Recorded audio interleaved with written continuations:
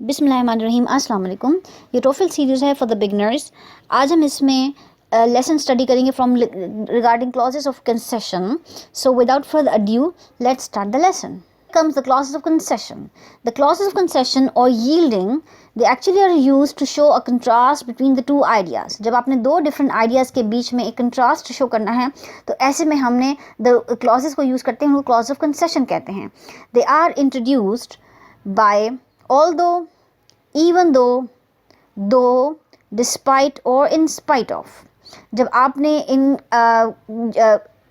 Concessions आप जब contrast को शो करना होता है तो जो आपके पास क्लॉजेस आपके पास यूज़ करने होते हैं उन क्लॉजेस की लिस्ट में आपके पास है although, even though, despite and in spite of. So आप इनको इस्तेमाल करते हैं in order to show your clauses. These are the clauses of concession. So just pause the video here, make a list of all these clauses of concession ताकि आपको हमेशा से clarity रहे कि आपने इनको कहाँ इस्तेमाल करना है. अब हम वन बाय वन इनकी ग्रामर को डिग इन करेंगे. Starting off with the verb with the words concession clauses like despite and in spite of. These are the prepositions which can be used interchangeably. हम इसको बोलने में भी हमेशा interchangeably यूज़ करते हैं मगर हमें इनकी ग्रामर नहीं अंदाज़ा थी तो आज हम इनकी ग्रामर को डिग इन करेंगे. These are the two prepositions जिनको हम interchangeably भी यूज़ कर सकते हैं. It means आप कभी despite को भी यूज़ कर सकते हैं और इसी तरीके से इसकी जगह पे आप कभी in spite of को भी इस्तेमाल कर सकते हैं. They mean the same as although, etc. However, the grammar is different. इन दोनों का मतलब ऐसे ही है जैसे आप ऑल दो को इस्तेमाल करते हैं बट ग्रामेटिकली इनकी इस्तेमाल इस फ़र्क उसको हम देख लेते हैं कैसे. They can go at the beginning और in the middle of a sentence. आपने इनको प्लेस कहाँ करना है, इनको आपने या तो सेंटेंस के बिल्कुल स्टार्ट में प्लेस करेंगे या आप इनको सेंटेंस के मिडल में प्लेस करेंगे. Despite and in spite of की प्लेसमेंट्स कहाँ हैं, at the beginning of the sentence और in the middle of the sentence. अब हम देख लेते हैं इसकी सेंटेंस कंस्ट्रक्शन कैसे होती है. आपके पास डिस्पाइट या इन स्पाइट ऑफ है. Again we know the placement either can be beginning और the middle of the sentence and that should be followed by the noun phrase. Since हमने आपको अभी बताया कि ऑल्दो की का इस्तेमाल भी ऐसे ही है जैसे डिस्पाइट या इन स्पाइट ऑफ का है. It's just the grammar which is a bit different. तो हम उसकी ग्रामर को डिग इन करेंगे. सो यहाँ पे जब आपके डिस्पाइट या इन स्पाइट ऑफ आपने लिखना है तो उसको आपने हमेशा फॉलो करना है बाय द नाउन फ्रेज. ये इसकी आपके पास सेंटेंस कंस्ट्रक्शन होगी. Despite and in spite of followed by the noun phrase only. अब हम इसको फर्दर एग्जांपल्स में देखते हैं. Despite his physical handicap he has become a successful businessman. यहाँ पे आपके पास the word despite comes in the beginning of the sentence, this followed by the noun phrase his physical handicap and the whole lot of sentence, right? Second, Jane will be admitted to the university despite her bad grades. Again यहाँ पे आपका beginning of the sentence है या आपका middle of the sentence है again but in either case it is only followed by the noun phrase. Her bad grades, his physical handicap. Noun phrase से पहले आपके पास डिस्पाइट या आ सकता है whether it's the beginning of the sentence और the middle of the sentence. Now comes the use of the in spite of. अगर ये सेंटेंस के स्टार्ट में होगा तो हम देख लेते हैं कैसे सेंटेंस कंस्ट्रक्ट होगा. इन spite of his physical handicap he has become a successful businessman. Again the same example but here we have just inserted in spite of instead of despite and we know कि हम इनको interchangeably use करते हैं because both have the same meanings. So in spite of in the start of the sentence followed by a noun phrase which is his physical handicap and the whole lot of sentence afterwards. Otherwise अगर हम इसको sentence के middle में इस्तेमाल करें तो it will be Jane will be admitted to the university in spite of her bad grades. So again in spite of comes in the middle followed by the noun phrase और आपके पास यहाँ पर despite लिखें या in spite लिखें they can be used interchangeably and both have the same meanings so you can use it. और इनकी ग्रामर में भी कोई आपके पास डिफरेंस नहीं है. So this was about when you're using the word despite or in spite of. Now we'll discuss about although, even though and though.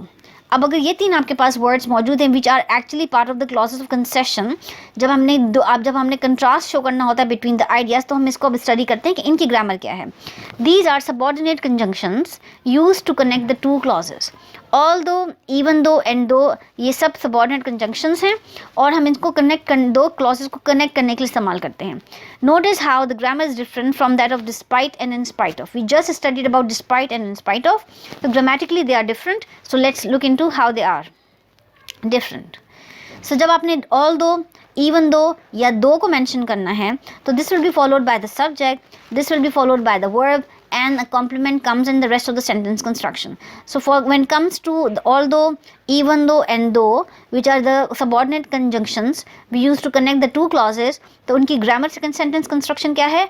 Although, even though and though, followed by subject, followed by verb and then complement. Again just all those formulas जब आपके पास हों तो kindly इन जगहों पर video को pause करके अपने इन sentences को, इन फार्मूलाज को ज़रूर नोट करके अपने पास सारा कंटेंट क्रिएट करें ताकि आपकी ग्रामर आप इम्प्रूव हो with time.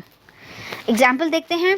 Although he has a physical handicap. Now हम will just playing with the examples we had before since they are all use interchange, they are have the same meanings but grammatically they are different. So हम उसको देखते हैं. Although he has a physical handicap. Here we have although के बाद subject followed by verb and then the complement comes everything. He has become a successful businessman. Jane will be admitted to the university even though she has bad grades. तो यहाँ पे even though के बाद आपके पास subject है, आपके पास verb है, आपके पास कॉम्प्लीमेंट है. सो जब आपके पास although एंड even though आपने यूज़ करना है या दो इस्तेमाल करना है तो आपकी सेंटेंस कंस्ट्रक्शन इस तरीके से होगी. कुछ एडिशनल एग्जाम्पल स्टडी करेंगे of phrases and the clauses of concession. अभी हमने डिस्पाइट, इन स्पाइट ऑफ को पूरा स्टडी किया, although, even though एंड दो की ग्रामर को देखी. अब हम इनकी फर्दर एग्जाम्पल स्टडी करेंगे ताकि इन कॉन्सेप्ट की हमें मोर क्लैरिटी हो. Starting off with the first one, which is in spite of the bad weather, we are going to have a picnic. Again, मैं बार बार सारे formulas repeat करूँगी ताकि आपको clarity हो.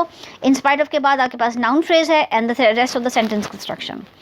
The child ate the cookie even though his mother had told him not to do. Here you have a subject, you have a verb, you have the complement, all the rest of the details in the sentence after the word even though.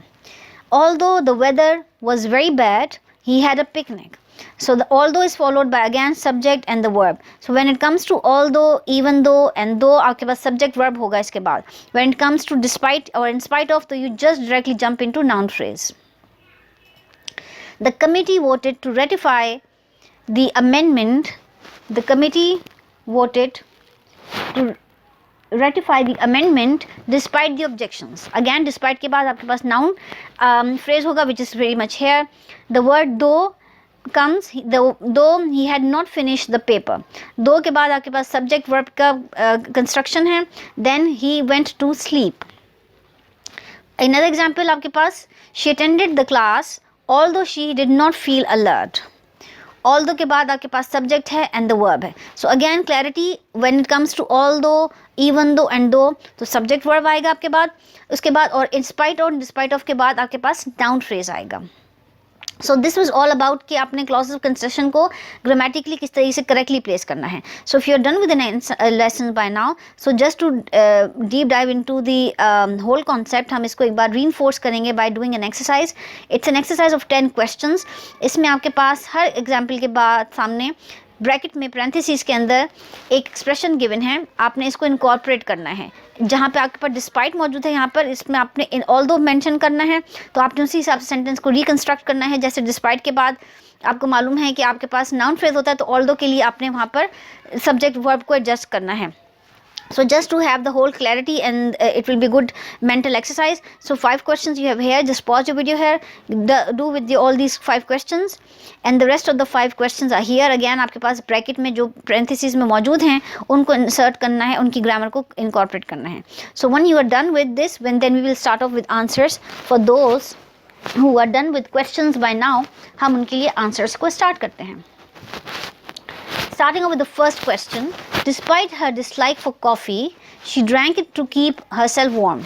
यहाँ पर आपके पास despite है तो of course इसमें आपके बाद verb noun phrase है, but हमने इसको although place करना है तो उसके लिए हमें subject verb adjust करना होगा. So the sentence will be, although she does not like coffee, she drank it to keep herself warm. So यहाँ पर आपने although के बाद verb, सब्जेक्ट एंड वर्ब को प्लेस किया है and the whole sentence still means the same, it's just आपने grammar adjust की है.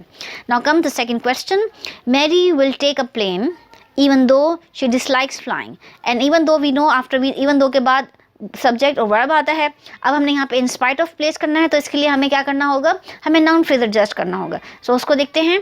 Mary will take a plane in spite of her dislike for flying. So again in spite of के बाद हमने पास नाउन फ्रेज एडजस्ट किया है. We just took off the subject verb phrase.